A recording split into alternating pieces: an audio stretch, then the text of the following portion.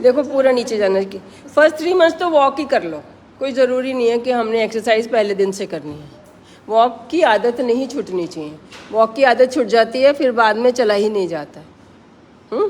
पसीना आएगा, रात को आके नहा लेना है। बहुत लोग ईचिंग वाले आ रहे हैं, उनको कहती हूँ नहा लो तो ठीक हो जाते हैं। वो पसीना जहाँ पे भी चिपक जाता, मतलब छेद बंद कर देता है ना, तो हमारी बॉडी रिएक्ट करती है, फिर उसको दिक्कत होती है। तो शाम को वॉक करके आओ, बालों को टाइट बांध के जाओ और आके नहा लो। तो फर्स्ट 3 मंथ्स में एक्सरसाइज करो ना करो, करनी है तो बटरफ्लाई कर लो, अदरवाइज़ कोई ज़रूरी नहीं है, क्योंकि हमारे पास उसके बाद भी तो 6 महीने हैं ना। अब देखो इसकी कितनी अच्छी हो रही है, आप सबकी हो रही है ऐसे करके देखो। वो कुर्सी हटाना वहाँ से, करके देखो। हाँ आपकी भी अच्छी हो रही है ना। पूरा घुटना नीचे लगना चाहिए, घुटना नीचे लगना चाहिए। नहीं लग रहा, लगाओ। नहीं लग रहा, इसके जैसे देखो। अभी ऊपर है ना, थोड़ा सा और नीचे करो, और कुशन पे बैठो। हाँ कुशन पे बैठो, उनका भी ठीक है। पूरा बिल्कुल ऐसे बैठ के चाहे घंटों बैठे रहो, ये है ही नहीं कि हम कुछ कर रहे हैं। ये ट्रायंगल बन जाता है, ट्रायंगल में बॉडी सबसे ज़्यादा स्टेबल होती है। इसमें ऐसा नहीं कि हमने थोड़ी देर एक्सरसाइज कर लिया, आप ऐसे ही बैठे रहो सारा दिन। से पिछली वीडियोस देखो, कम से कम 100 वीडियो देखोगे तो सारी बातें। प्लेसेंटा जहाँ से भी शुरू होगा यहीं आएगा, यहाँ से शुरू होगा यहीं तक आएगा, यहीं पे आके रुकेगा वो। तो शुरू में 20 वीक से पहले लो प्लेसेंटा वाली बात नहीं होती है। इसका तो बैठ के पीछे कराओ, 9th मंथ वाली कराओ पूरी। ये सब तो कर चुकी है पहले। हाँ, और पीछे दीवार से टच करना चाहिए, वो लेवल 3 में चला गया। अभी लेवल 2 बताते हैं, एक फ्रॉग वाली लेवल 2 में। ये सब कर ली, दोनों कर ली, खड़े होके भी ये सेम चीज़ कर ली। ये वाली करो। ये लेवल 2 अल्ट्रासाउंड के बाद जब 5 वीक हो गए, 20 वीक पे आपको पता चल गया सब सही है ना। कुछ ना कुछ उसमें हार्ट में, किडनी में बेबी के आएगा, उससे परेशान मत होना, वो नॉर्मल बात है। अभी तो ऑर्गन बन रहे हैं ना, वहाँ से कुछ ऐसे कुछ ना कुछ आता ही है, लेकिन वो इनसिग्निफिकेंट होता है। वो पढ़ने वाले को भी समझ होनी चाहिए, और लिखने वाले तो लिखना ही है, उन्होंने तो जो भी देखेंगे लिखना ही है। फिर उसके लिए इको करानी पड़ती है। लगता है कि 5 mm, आधा सेंटीमीटर से छोटा डिफेक्ट नॉर्मल है, बड़ा मेजर होगा। और जो भी जाना होगा, मैंने बताया दोनों तरह से। अगर एबनॉर्मल निकला तो हमारा फ़ायदा है, हमें पता लग गया, और नॉर्मल निकला तो हमारा फ़ायदा है। तो घबराने से तो कुछ भी बदलेगा नहीं, घबराने से ज़रूर नुकसान होगा। पूरा घर परेशान है मेरे से।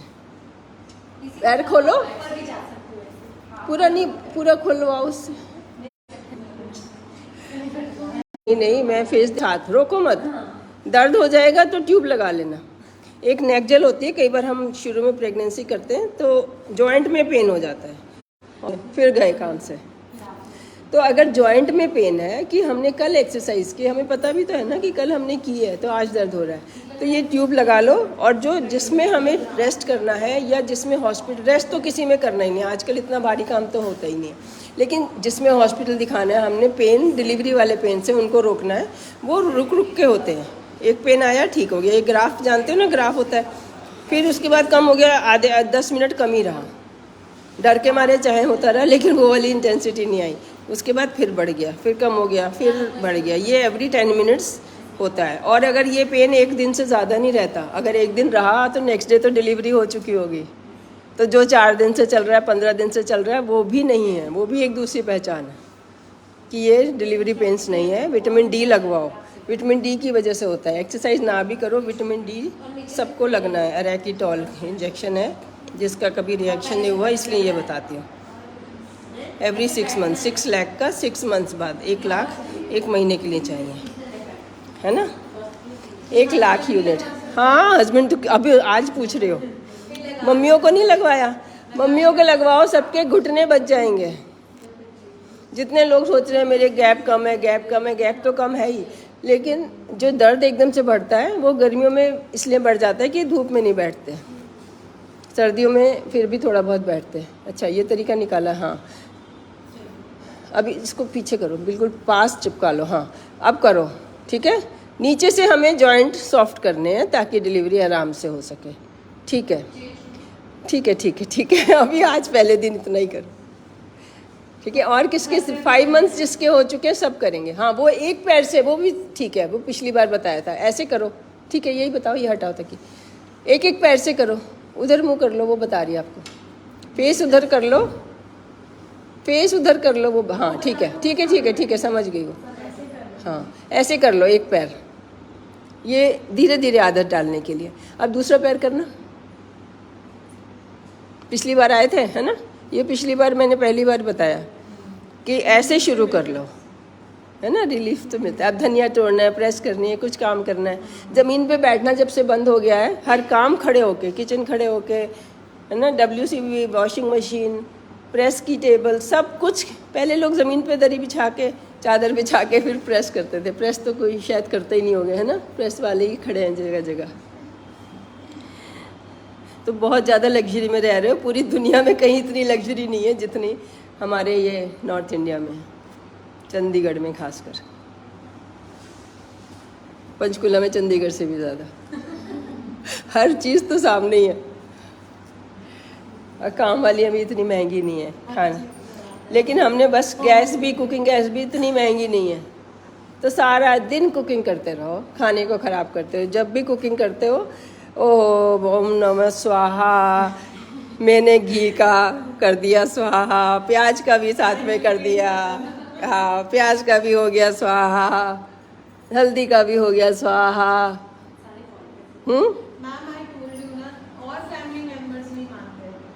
तुम तो करो, तुम तो, मेरी जिम्मेदारी उसकी है जो मेरे पास आए। मेरी वीडियोस नहीं नहीं, पानी में डालो, हल्दी डालनी है, मिर्च डालनी है, एक ज़ीरा, चलो स्वाहा कर दो, ज़ीरा का पाउडर बाद में डाल दो। तो ये एरोमेटिक्स होते हैं, और न्यूट्रिएंट, दोनों चीज़ें खाने में ज़रूरी होती हैं। एरोमेटिक्स होते हैं जो हींग है, ज़ीरा है, ये हम डालते हैं। ख़राब ही हो गई चलो कोई बात नहीं, लेकिन हमें न्यूट्रिशन के लिए खाना है तो हमें पानी डाल के फिर पानी में डालना है। बॉयल करने से इतना नहीं ख़राब होगा जितना वो तेज़ आंच में जला देते हैं, और काला ही पड़ जाता है ऑलमोस्ट। और जो धुआं निकलता है वो कार्सिनोजेनिक होता है, घी जिसमें से धुआं निकलता है। दवाइयाँ हैं, बस जो चीज़ में खुद कुछ नहीं चेंज होना उसकी बहुत बात और जिक्र है कि आजकल दवाइयाँ होती है। ये दवाइयों वाली सब्जियाँ खा के ही सब इतने बड़े प्लेयर और डांसर बन रहे हैं। क्या डांस करती हैं लड़कियाँ, और ज़्यादातर वो पुअर क्लास, मतलब इतने रिच फैमिलीज़ की नहीं होती हैं। अभी कल मैं गई थी, कल मेरा भी डांस है यवनिका में, हाँ शाम को 6 बजे, हाँ 6 बजे है। और वो बच्चों के साथ ना इतना मज़ा आता है, और क्या ही डांस करते हैं। अब भी उछल के घुटनों पे ढक बैठ जाते हैं। वो भी यही खाना खा रहे हैं, कपड़े इतने ऑर्डिनरी लेकिन डांस इतना सुंदर। तो उससे पता चलता है ना कि फैमिली बैग। और रिच वाले जो भी आ रहे हैं वो भी इतना ही अच्छा कर रहे हैं, जो अच्छे अच्छे फ्रॉक पहन के आई हैं वो भी उतना ही अच्छा कर रही हैं।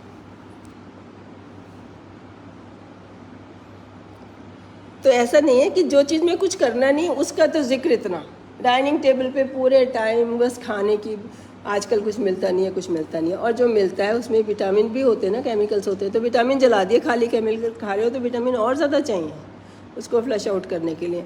और उसको कुक करने से नहीं ख़त्म हो जाते हैं, ये भी बता दो। जो उसके अंदर इंसेक्टिसाइड डाला कभी, वो तो कुक करने के बाद थोड़ी ख़त्म हो जाएगा, वो तो अंदर ही रहेगा। वो तो जो बाहर सरफेस पे है वो छीलने से ही ख़त्म निकल जाएगा। तो इसलिए आजकल सेब कहते हैं, पहले तो कहते थे खाना है छिलके सहित खाना है, आजकल कहते हैं छील लो क्योंकि वैक्स लगाई होती है। सेब तो अब खाने का फ़ायदा ही नहीं है, वो अक्टूबर में खाओ तो खाओ, जब फ्रेश आता है उस पर पत्ता लगा होता है। कोई भी फ्रूट होगा ना उस पर यहाँ पत्ता लगा होगा, ये अगर गिरा नहीं है तो चलो 10-15 दिन का होगा। एक्चुअली तो फ्रूट टूटने के बाद 24 घंटे में उसके विटामिन, फॉलिक एसिड हर चीज़ में है, करेले में भी है, हर पत्ते में है, पान के पत्ते में, तुलसी के पत्ते में। तो वो इतना थोड़ा नहीं, 15 पत्ते तुलसी के खाओ तब 8-10 पत्ते खाओ तब तुलसी का बेनिफिट तुम्हें मिले। क्या ऐसा कुछ नहीं है, कोई भी सब्जी है वो भी एक ग्रीन वेजिटेबल है, और उसको जिस तरह बनाते हैं तो खाने का कोई फ़ायदा ही नहीं, पूरा तो जला देते हैं तो बिल्कुल कोई फ़ायदा नहीं। पूरा पहले उसका पानी निचोड़ दिया, उसके जो धागे धागे हैं सिर्फ वो खाए आपने, जो उसके फाइबर है खाली वो खाए। करेले का बेनिफिट होते नहीं देखा मैंने, उसको कच्चा ही कड़वा ही होना चाहिए। वो अगर खाना है उसमें जो चीज़ है वो कड़वेपन में ही है ना, जब वो निकाल दिया फिर वो कुछ भी नहीं, वो तो घिया जितना भी बेनिफिशियल नहीं रहा। और उसको पूरी तेल कढ़ाई में पहले तल देंगे, फिर उसको भरेंगे, पहले तो निचोड़ देंगे फिर तल देंगे। तो आपने जो फीलिंग है बस वो खाई प्याज टमाटर की, करेले नाम की चीज़ कुछ नहीं बची उसमें। आंवले का मुरब्बा खाते हैं, उसमें आंवला नाम की चीज़ नहीं बची। पहले उसको उबालते हैं छेद करके, ताकि अच्छे से सारा आंवला निकल जाए, फिर उसमें चीनी भर जाए। तो आपने चीनी खाई, आंवला कहाँ खाया। आप थोड़ा सा खाओ, आधा करेला रोज़ खाओ, एक करेला खाओ, लेकिन वो कड़वा ही होना चाहिए। आंवला खा रहे हो वो खट्टा ही होना चाहिए, उसमें पानी मिला लो। अब ये करेले को और सब्जियों में डाल दो, रादर में कहते हैं कच्ची आंबी और करेला छोंक दो एक साथ, प्याज के साथ छोंक दो, ऐसे हल्का सा। ख़राब तो कर ही रहे हैं एनीवे, तो छोंक ही दो करेले को भाप में। बस एक बार आपने सब्जी को छोंका, भिंडी को एक बार छोंका, उसके बाद ढका और बस खोला तो वो हो गई ऐसे। क्योंकि हमने पहले बना के रख देते हैं, फिर दोबारा भी गर्म करते हैं, तो उतना मार्जिन रखो कि बाकी जो भाप में बन जाएगी, फिर जब दोबारा गर्म करेंगे तब बन जाएगी। ओवर कुक ना हो चीज़, मतलब जान के नहीं भी करते तो बाय डिफ़ॉल्ट हो जाता है, क्योंकि बना के हमने पहले रख दी, फिर जब खाने लगे फिर दोबारा गर्म करेंगे। तो वो मार्जिन रखो कि थोड़ी कच्ची होगी तो जब दोबारा गर्म करेंगे तब पक जाएगी। माइक्रोवेव का भी कन्फ्यूजन है। माइक्रोवेव ड्राई सब्जी नहीं करनी चाहिए, और करते ड्राई हैं सब, कि उसके लिए मतलब करना मुश्किल है, क्योंकि वो पहले ही इतनी ओवर कुकड होती है। अगर उसको ऐसे करते हैं तो वो जलने का, लगने का डर होता है ना, इसलिए हम सोचते हैं माइक्रोवेव में कर दें। लेकिन उसमें क्या होता है कि जो थोड़ा बहुत पानी है वो कोर से पहले हीट होता है, तो जब पानी होता है तो पानी हीट होता है और चीज़ उसमें रहती है। अभी ड्राई भिंडी को आपने माइक्रोवेव में रखा तो वो अच्छे से अंदर तक हाई टेम्परेचर पे चली गई, तो हमारा जो खाने का मटेरियल डीनेचर्ड हो जाता है। प्रोटीन, पनीर आपने रख दिया, वो डीनेचर्ड हो जाता है। तो सॉफ्ट कुकिंग तो फिर भी, इसलिए भाप में चीज, बस वो तो नमक मसाले के साथ कुछ भी खा लो। पत्थर के भी सूप बना लो, मैंने एक जगह पढ़ा था, वो भी पिया जाएगा। आप पत्थर डालो, फिर उसमें सारा प्याज टमाटर डालो, सारी बीन सब्जियां डाल दो और पत्थर नीचे छोड़ दो, ऊपर से पी लो, वो भी ठीक है। तो नमक मसाले के सहारे तो कुछ भी खा लो, और हम उसके झोल से ही खा रहे हैं, और फिर कहते राजमा खा रहे हैं। राजमा होते कितने दाने हैं उसमें। चने जब खाते हो, चने के गिनो 20 दाने नहीं होते, 100 होने चाहिए कम से कम। आज बनाए स्प्राउट चने बनाए, आज गोलगप्पे नहीं बनाए। तो खाने को जो मिल रहा है उसको अच्छे से खुश होके बेस्ट फॉर्म में खा लो। 50% कुक कर लो, कुकर में भी कर लिया। कुकर में ज़रूरत ही नहीं है, अगर आपने, और छिलका फटना चाहिए हर दाल का रखने से पहले। इतनी उसके अंदर एनर्जी जो होनी चाहिए, रिलीज़ होनी चाहिए कि छिलका फाड़ दिया उसने। सोचो कितनी अंदर बीज के ताकत होती है। अगर ध्यान से देखोगे ना, बड़ा हैरानी सी होगी कि इसने छिलका फाड़ दिया। वो उसके अंदर सोई हुई एनर्जी होती है, जो पानी, हवा और थोड़ी सी रोशनी में रखते हैं स्प्राउट को, ऐसे वरांडे में। ये नहीं कि एकदम किचन में अंधेरे में नहीं रखते, जहाँ पे ये भी रोशनी होती है 50% जो शीशों में से आती है। और कर्टन साइड में रखने, रोशनी आनी चाहिए। हमारा डे नाइट भी उसी से बनता है, बच्चे का न्यूबॉर्न का भी उसी से बनता है। ये नहीं कि गर्मियाँ तो एकदम कर्टन डाल दिए, कभी 1 घंटे के लिए दोपहर को डाल दिए अगर धूप आ रही है अंदर। अदरवाइज़ तो खिड़कियाँ बनी ऐसी होती हैं कि गर्मियों की धूप नहीं आती, सर्दियों वाली आती है। डायरेक्शन अगर आर्किटेक्ट बनाते हैं तो ऐसे बनाते हैं कि सर्दियों वाली धूप की डायरेक्शन में होती है, गर्मियों वाली धूप उससे ऑपोजिट होती है, तो आती नहीं अंदर। लेकिन दमक आनी चाहिए। दमक समझते हो ना, ये जो रोशनी जिसमें बिना लाइट के दिख रहा है। ये नहीं कि कमरे में अंधेरा और ट्यूबलाइट में रात को, दिन में, फिर हमारी नींद खराब होती है। स्लीप भी बहुत डिरेंज हो रही है। और मोबाइल जो देखते हैं बिल्कुल डिम करके, और आवाज़ सुननी है मोबाइल की, देखना नहीं है रात को 8 बजे के बाद, सोने से 2 घंटे पहले। और सो नहीं रहे हैं जिनका सेकंड बेबी है, जो मैंने पिछले हफ्ते की गलतियां बता रही हूँ जो पकड़ी है। मुझे लग रहा है कि एक्सपीरियंस के साथ तुम पकड़ते हो, क्योंकि मैं लोगों के जानती हूँ वो करते क्या है। और जब सेकंड बेबी होगा तो फर्स्ट वाले ने स्कूल जाना है, सुबह 6 बजे उठेंगे, सोएंगे वही 11 बजे। चलो 7 घंटे की नींद पहले ठीक थी, लेकिन प्रेगनेंसी में पूरी नहीं है। 9 आवर्स की स्लीप भी चाहिए। मैं रेस्ट को मना करती हूँ, लेकिन 9 आवर की स्लीप भी चाहिए।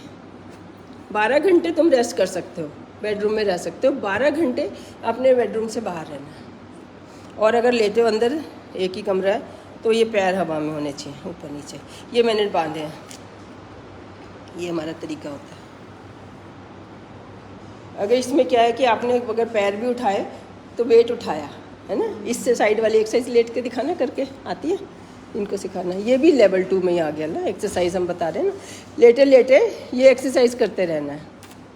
हिप सीधा करो, इसका हिप सीधा करो, पीछे चला गया, कहाँ चलेगी रेखा, पेशेंट के साथ। हाँ, ये हिप और पीछे जाओ, ऊपर की बॉडी पीछे ले जाओ, ऊपर नहीं पीछे। हाँ, ये एक लाइन में होगा तभी होगा, नहीं तो आपको लगेगा आप कर रहे हो और होगे नहीं। हस्बैंड को ऐसे पीछे बिठा दो कि मैं घूम ना जाऊँ, ऊपर बैठ जाओ। ये और फटाफट करो जैसे वॉकिंग करते हैं, 1 2 100 से पहले रुकना नहीं है। आप भी करो, इससे भी जॉइंट खुलेगा, सेम जॉइंट। पेल्विस देना, पेल्विस देना, करते जाओ। सांस, सामने आपका मोबाइल चल रहा है, वीडियो चल रही है ना, उस पर निगाह हटा लो, निगाह लगातार नहीं रखनी है। ये बहुत है, सारी ज़िंदगी करनी है, सारी ज़िंदगी करते रहना। ये मम्मियों को भी कराओ। ऐसे तुम लोग क्या एक बार में मान जाते हो कि घर वाले नहीं मानते? रोज़ एक ही बात छेड़ो ना, तो महीने 2 महीने 1 साल में। वेरी गुड, किसने किया? ये ख़राब हो गया। ये जॉइंट है ना, ये स्टिफ हो जाता है जैसे, क्योंकि हमेशा तो जुड़ा रहता है। क्रॉस लेग करके बैठती है लड़कियाँ, जब से बड़ी होती हैं मम्मी कहती हैं ठीक तरह बैठ, ठीक तरह बैठ, तो वो पैर इकट्ठे करके बैठते हैं। इसलिए आजकल डिफरेंस आ गया पुराने ज़माने और आजकल में। पहले हुई शादी बहुत छोटी उम्र में जाती थी, और ज़मीन पे बैठ के काम करना ही है, कम से कम फ्रेश होने तो जाना ही है। तो ये हमारा स्ट्रेच हो रहा है जब हम ये एक्सरसाइज करें, अपर बॉडी हो रही है। और जब हम आ गया, ये जब हम पहले बटरफ्लाई कर रहे थे तो ये अपर पोर्शन इसका ऐसे हो रहा था, स्ट्रेच हो रहा था। और जब हम ये साइड वाली कर रहे हैं तो लोअर पोर्शन स्ट्रेच हो रहा है, ये स्ट्रेच हो रहा है। बटरफ्लाई कर रहे थे तो अपर पोर्शन स्ट्रेच हो रहा था, है ना। तो ये जब सारा स्ट्रेच होगा तो हमारे बेबी को डबल जगह मिलेगी। आपको मालूम है, एक 10 इंच की, कहाँ गया, एक 10 इंच की टाइल होती है, पेज चेंज करना, एक 10 इंच की टाइल होती है, 10 इंच ऐसे, 10 इंच है इसका